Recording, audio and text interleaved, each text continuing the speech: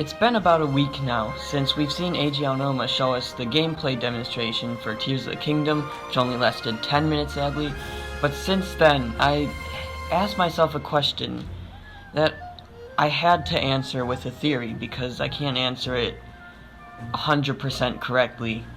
And here was my question I asked myself. What are the constructs and what were they built for?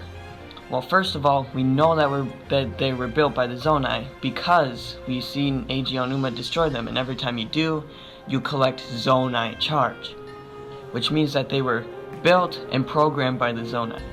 But why were they built in the first place? So let's take a look at that and let's dive right into this theory.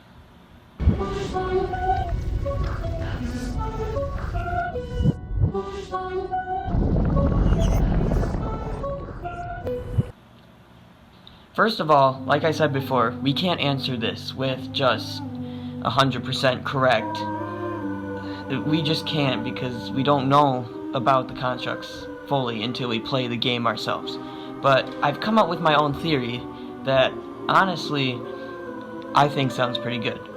So, I think that the constructs were built to protect these Sky Islands.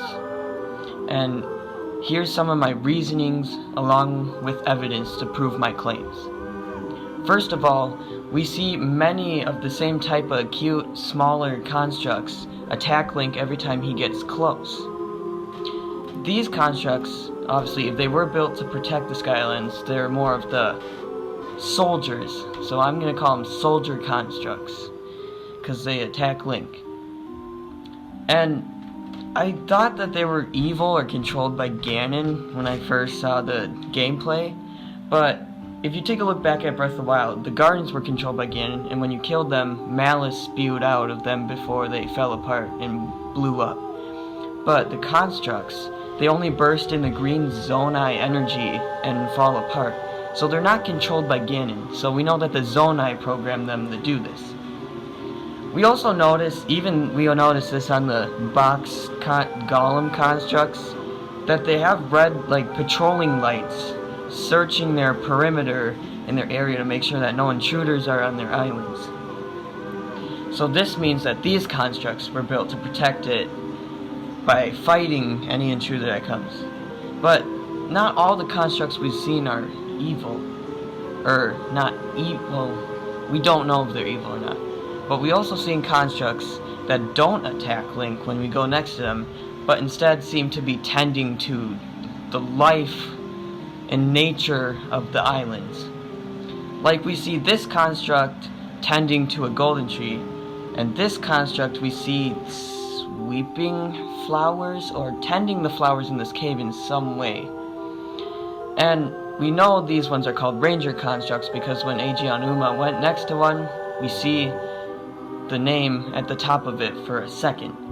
But we can also talk to them because for a little bit we see the prompt open up on the screen where you push the A button and it says talk. So I'm curious to see what they would actually say, but I can't theorize what they will until we play the game. So with that, with my two reasonings and my evidence to support that, here we answer the question that they were built, or I support my claim that they're built to protect the Sky Islands. But the one question left is why? What are they protecting the Sky Islands from? Well, we know obviously they're protecting it from Link, but we'll come back to that towards the end. I want to explain my theory. This is all based on my own thoughts right here. I think that before I say that, let's take a look back. In some of the older trailers, we don't see Sky Islands in the sky, and this is before Hyrule Castle is lifted by Ganon.